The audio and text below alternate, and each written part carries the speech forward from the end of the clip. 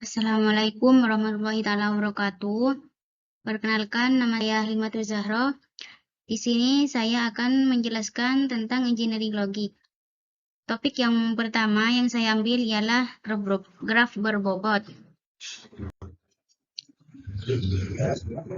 Graf berbobot adalah graf yang di setiap sisinya diberi sebuah harga atau bobot.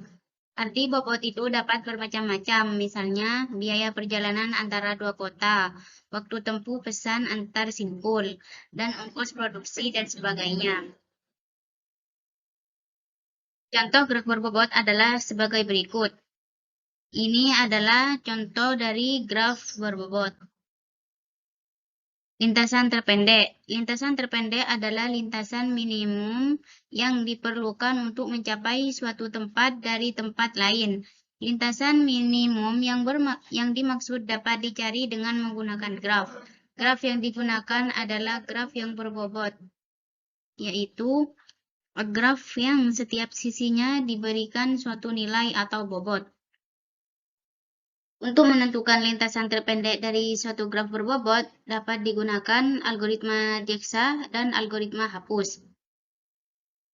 Algoritma Jeksa ini diaplikasikan pada tahun 1959. Jurnal Numerically Mathematics yang berjudul A Note on Two Problems in Connection with Graph dan dianggap sebagai algoritma Grady. Menurut Andrew Goldberg, peneliti Microsoft Research Silicon Valley, mengatakan ada banyak alasan mengapa peneliti harus mempelajari masalah pencarian jalan terpendek. Jalan terpendek adalah masalah optimasi yang relevan untuk berbagai macam aplikasi seperti jaringan, routing, algoritma, desain sirkuit, dan pemetaan.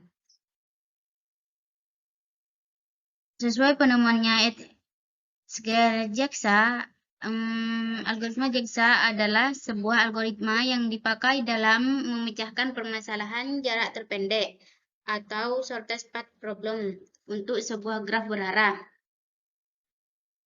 Ini adalah salah satu contoh algoritma Jeksa. Hitunglah jarak terdekat dari graf A sampai F berikut. Ini. Jarak terdekat dari graf di atas adalah jarak A sampai D, D sampai E, dan E sampai F. Jika ditotal semuanya 12 cm.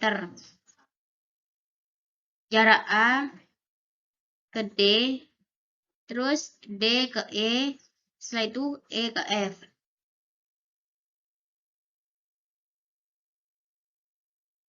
Algoritma hapus. Algoritma hapus merupakan salah satu algoritma atau cara untuk memperoleh jalur terpendek dari sebuah graf berbobot. Langkah-langkah yang dilakukan untuk menggunakan algoritma hapus adalah sebagai berikut. 1. Tentukan simpul awal. 2. Hapus sisi-sisi dengan bobot paling tinggi dengan syarat. Jika sisi-sisi ini dihapus, graf awal tidak terbagi menjadi dua bagian atau lebih, atau graf tidak terpisah. Proses penghapusan sisi selesai setelah tidak ada lagi sisi yang dapat dihapus.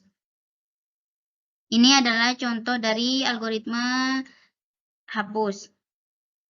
Setelah menentukan hasil yang terpendek, hasil-hasil yang lain maka akan dihapus dan jadinya seperti ini. Jumlahnya sama 12 cm. Di sini saya akan menjelaskan soal tentang materi graf berbobot. 1. Tentukan graf di atas dengan jalur terpendek dari A sampai H dengan menggunakan algoritma Jeksa. Dari A sampai H, menentukan graf terpendek. Terus, yang kedua, tentukan graf di atas dengan jalur terpendek dari A sampai H dengan menggunakan algoritma hapus. Setelah menentukan algoritma Jeksa, kemudian menentukan algoritma hapus. Baik, kita lihat jawabannya. Ini adalah penyelesaiannya. Jadi, lintasan jarak terpendek dari A ke H adalah A sampai D kemudian D sampai H. Jika ditotal semuanya jaraknya adalah 9. A sampai D jaraknya adalah 4 cm dan D ke H jaraknya 5 cm. Jika ditotal semuanya 9 cm. Kemudian yang kedua penyelesaiannya ini adalah algoritma hapus setelah melakukan algoritma jaksa. Ini adalah jarak dari yang terpendek. Kemudian jarak-jarak yang lainnya dihapus. Hasilnya sama seperti yang di atas. Mungkin hanya itu yang dapat saya jelaskan. Kurang lebihnya mohon maaf. Wassalamualaikum warahmatullahi taala wabarakatuh.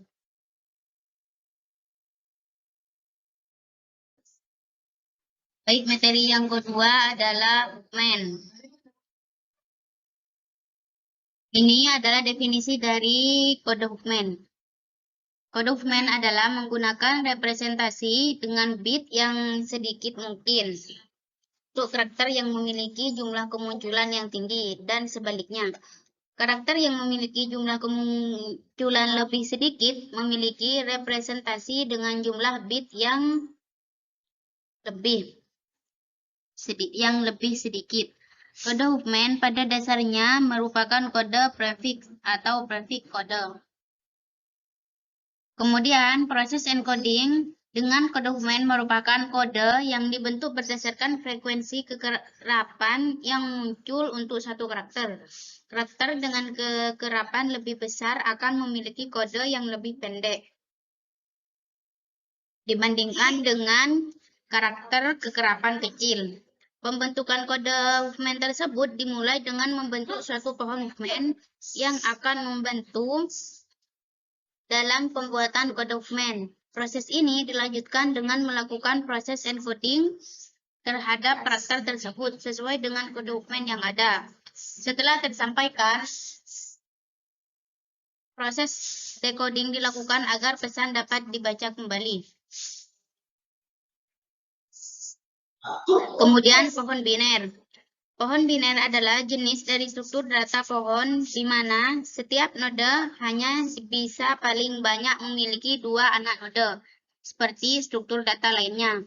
Pohon digunakan untuk menyimpan informasi, tidak seperti struktur data stack dan queue. Yang keduanya adalah struktur dan data linear. Pohon biner adalah struktur data hierarkis.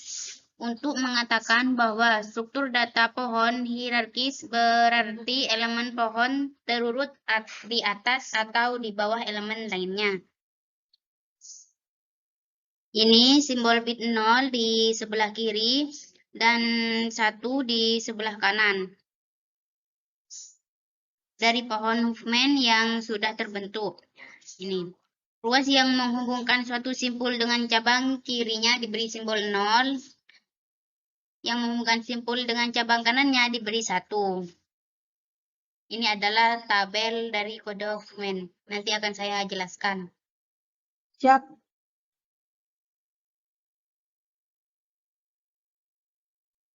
Kegunaan kode Huffman.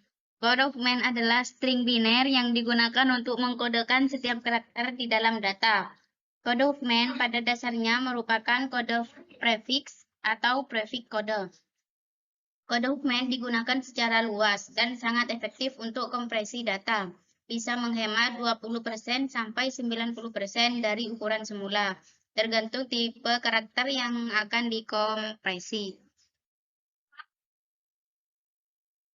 Ini saya akan menjelaskan tentang soal yang saya buat. 1. Buatlah kode Huffman pada kalimat sayang. 2. Buatlah daftar frekuensi, kemudian munculkan simbol-simbol data tersebut dari kalimat ini, kemudian dimunculkan di tabel frekuensi. Ini adalah solusi dari pertanyaan di atas, huruf, dan ini frekuensinya. Huruf memiliki 1. Terus A memiliki 2. Karena A-nya ada 2, maka yang ditulis di huruf 1 dan di frekuensinya ditulis 2, karena jumlahnya A itu 2.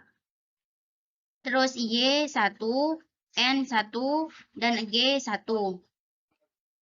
Kemudian dijumlah dari yang terkecil. SY 2. Setelah dijumlahkan, ini kan SY 2 kan jumlahnya lebih banyak dari N1 dan G1. Maka ini yang SY 2 ditaruh di sebelah A2. Kemudian yang lainnya diturunkan ke bawah. NG2.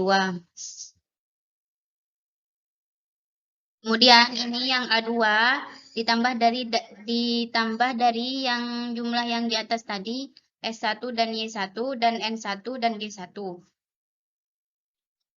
Kemudian ini dijumlah. A2 ditambah SY2. Maka hasilnya adalah ASY4. Kemudian ASY4 ini ditaruh di samping NG2. Kemudian dijumlahkan menjadi NGASY6.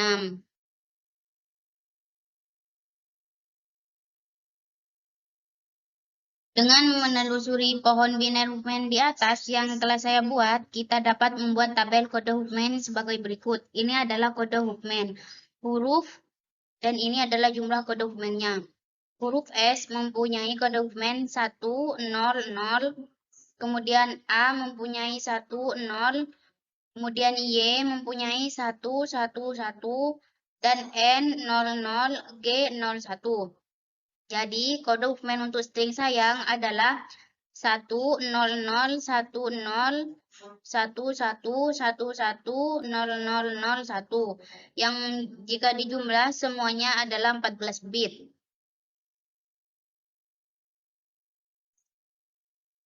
Ini solusi dari kode Huffman di atas. NGASY 6 ini hasil dari NG2.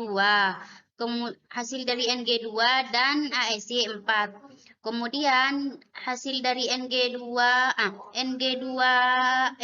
ini hasil dari N1 dan G1. Kemudian ASY4 ini hasil dari A2 dan SY2. Yang SY2 ini hasil dari S1 dan Y1. Kemudian setelah ditentukan dari mana hasil dari yang terkecil sampai yang terbesar, maka di sebelah kanan dan kiri dikasih 0 dan 1. Ini soal dari kode Huffman, yaitu 1. Buatlah daftar frekuensi kemunculan simbol-simbol dalam data untuk kode Huffman ayah. Kemudian yang nomor 2, urutkan berdasarkan frekuensinya dari yang terkecil sampai ke terbesar. Jika ada frekuensi yang sama, maka urutkan berdasarkan huruf pertama yang terlebih dahulu dimaksud, atau yang huruf yang terlebih dahulu dikeluarkan. Yang nomor 3, setelah membuat dari yang kedua tersebut, maka membuat tabel kode Huffman. Mari kita lihat penjelasannya. Ini adalah jawaban dari soal yang tadi. Karena A-nya ada 2, maka di huruf A-nya ditulis 1, kemudian di frekuensi ditulis 2. Ini adalah jumlah hurufnya. Kemudian Y1 dan H1. Ini adalah urutan dari yang terkecil sampai ke terbesar.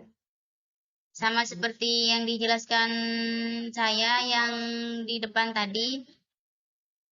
Y dan H ini dijumlah, kemudian menjadi YH2. Kemudian A ini diturunkan, dan YH2 ini juga hasil dari yang tadi di atas juga diturunkan menjadi AYH4. Dari AYH4 kita turunkan lagi dari mana hasil AYH4, yaitu dari A2 dan YH2. Dari yang YH2 ini YH2. Nah, YH1, hasil dari YH1 dan H2. Yang jumlahnya ini, YH2. Setelah menentukan dari yang terkecil sampai yang terbesar, jangan lupa sebelah kiri dan kanannya dikasih 0 dan yang kanannya dikasih nilai 1. Ini adalah kode dari dokumen. A0, kemudian Y10, kemudian H11. Sehingga kode dokumen untuk string ayah adalah 6 bit. Ini kan A ada 2. Kenapa bisa 6? A kan ada 2, tapi di sini ditulis 1. Ini kalau dijumlahkan 5, kan A ada 2. Jadi di sini berarti 0-nya ada 2. Berarti jumlahnya 6 semuanya. Oke, mungkin itu yang hanya dapat saya sampaikan. Kurang lebihnya mohon maaf. Wassalamualaikum warahmatullahi wabarakatuh.